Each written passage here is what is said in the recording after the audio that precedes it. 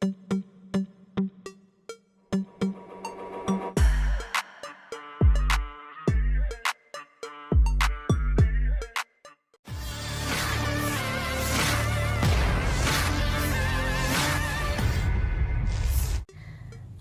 militer Vladimir Putin sekali lagi menunjukkan ketangguhan militernya di medan pertempuran.